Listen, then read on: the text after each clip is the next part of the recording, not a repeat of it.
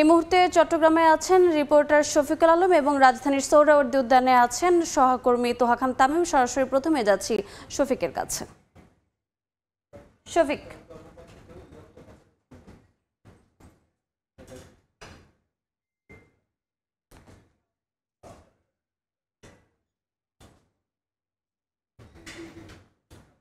চট্টগ্রামে যে জশ্ন জুলুসের যে র্যালিটি সেটি এখন নগরীর জিসি মোড় এলাকায় রয়েছে, সেখান থেকে কিন্তু সেটি ঘুরে এসে এখানে শেষ হবে। এখনও দেখতে পাচ্ছি আমরা লাখো মানুষের ভিড়, পুরো নগর জুড়ে মানুষ আর মানুষ, সবারই কণ্ঠে একই সুর একই ধ্বনি, ইয়া নবী ইয়া নবী ইয়া রাসূলুল্লাহ, এবং বিভিন্ন ব্যানার ফেস্টার আমরা দেখতে পাচ্ছি, যেগুলো কালেমা খচিত বিভিন্ন ফেস্টার এবং ব্যানার।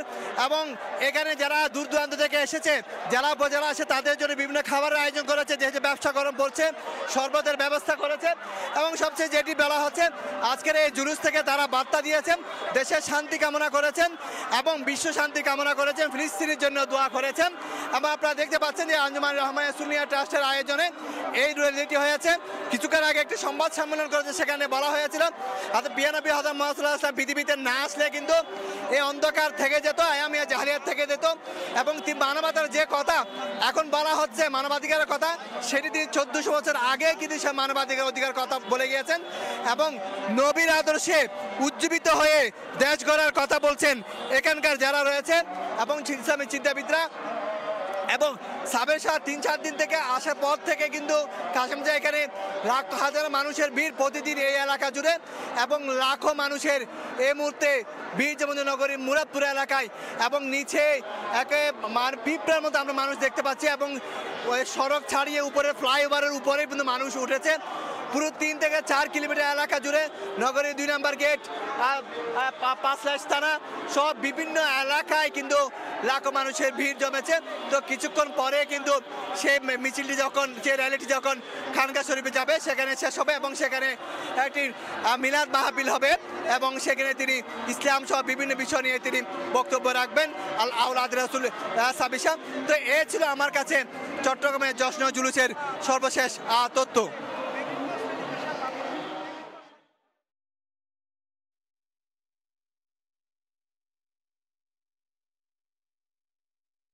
ঢাকা বিশ্ববিদ্যালয়ের বিভিন্ন রাস্তাকে প্রদক্ষিণ করে এসে আবারও সোহরাওয়ার্দী উদ্যান, ঐতিহাসিক সোহরাওয়ার্দী উদ্যান এসে শেষ হয়েছে।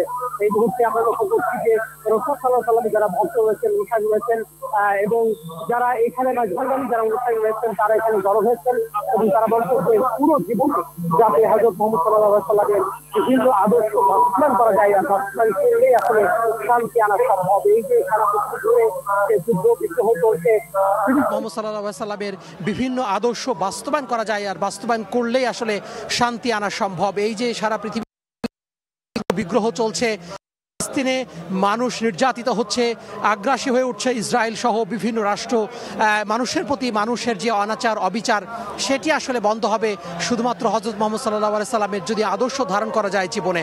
শুধু জীবনে নয়, শুধু ব্যক্তি জীবনও নয়, পারিবারিক জীবন, সামাজিক জীবন, রাষ্ট্র জীবন, একটি রাষ্ট্রের অর্থনৈতিক কাঠামো কেমন হতে পারে, কিংবা রাজনৈতিক দর্শন কেমন হতে পারে, অর্থনৈতিকভাবে কেমন হতে পারে, সব মিলিয়ে পররাষ্ট্রনীতি কেমন হতে পারে, যদি হযরত মুহাম্মদ সাল্লাল্লাহু আলাইহি সাল্লামের জীবন দর্শন অনুসরণ করা যায়, তাহলে আসলে শান্তি আনা সম্ভব। এবং এই যে বিশৃঙ্খলা চলছে সকল বিভাগে, সকল দেশে, বিশ্বের বিভিন্ন স্থানে, সেটি আসলে শান্তিতে রূপান্তর হবে বলে তারা মনে করছেন।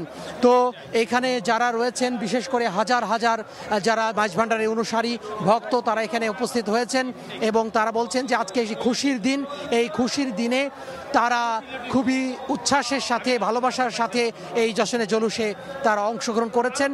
এবং আমরা দেখেছি যে কিছুক্ষণ আগে যে জশ্নে জুলুস বিশেষ করে ঢাকা বিশ্ববিদ্যালয় দোয়েল চত্বর হয়ে হাইকোর্টের বিভিন্ন রাস্তা থেকে ঘুরে আবারও কিন্তু সোহরাওয়ার্দী উদ্যানে এসে শেষ হয়েছে। এবং আর কিছুক্ষণ পরে এখানে যে সম্মেলন, সেই সম্মেলন অনুষ্ঠিত হবে। আমরা লক্ষ্য করেছি যে দেশের বিভিন্ন স্থান থেকে, বিশেষ করে বিভিন্ন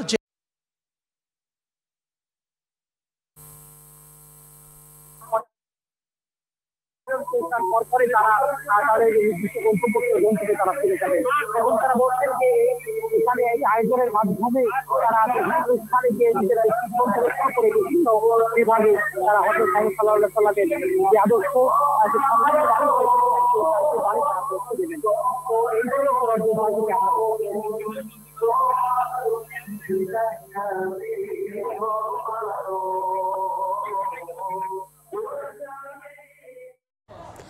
ঈদে মিলাদুন্নবীর খবর জানতে সরাসরি যুক্ত ছিলাম সোহরাওয়ার্দী উদ্যানে এবং তার আগে যুক্ত ছিলাম চট্টগ্রামে।